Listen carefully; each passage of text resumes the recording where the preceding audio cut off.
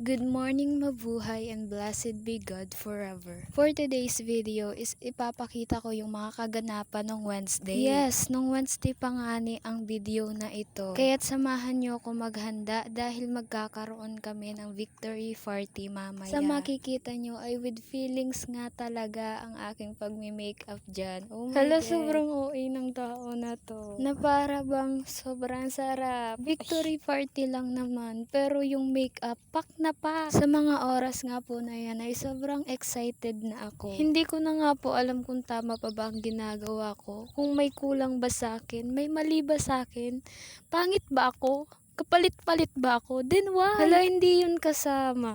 Napaka-OA naman ng tao na to. Ano ba yan? Parang walang katapusan yung pag-makeup ko. Tama na yan, be. Maganda ka na in your own way. Advice ko lang sa inyo, guys. Ay, wow, nag-advise pa nga.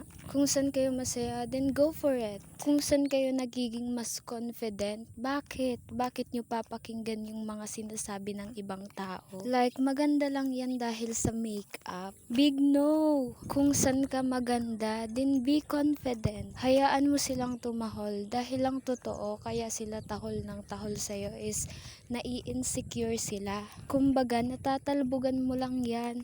Inggit lang yan. In reality, may mga tao talagang kala mo naman kung sino na sila. Yung makapanghusga, wagas. Kung makapanglait, kala mo naman sobrang perfect. Pet peeve ko talaga yung mga taong ganyan, nakakainis. Sobrang manghusga.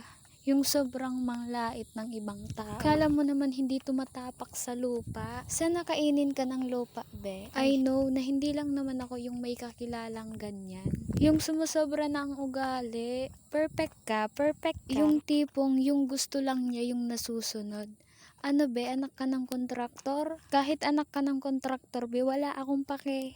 Okay, kalma self. Kalma. Sorry guys, sobra lang talaga akong naiinis sa ganyang mga tao kasi napagdaanan ko na yan, yung mahusgahan. So, finally, natapos din ang aking pagme-makeup. Yan, atake ang babae na para bang sobrang sarap ng tao na to. Sige, samahan nyo na nga po ako papunta ng crossing namin. No choice tayo, kahit pak na pak ang makeup natin, maglalakad pa rin tayo. Ay, ako lang pala. Kasi naman walang magdadrive ng motor namin. Panahon na siguro para mag-aral ako magmotor. Finally guys, sa hinaba-haba ng aking paglalakad ay nakarating din ako sa crossing.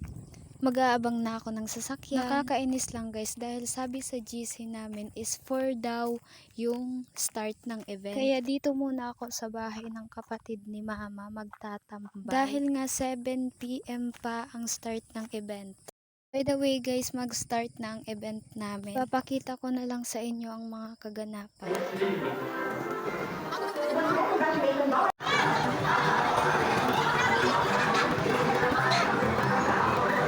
Nagala ka, aliw ka na.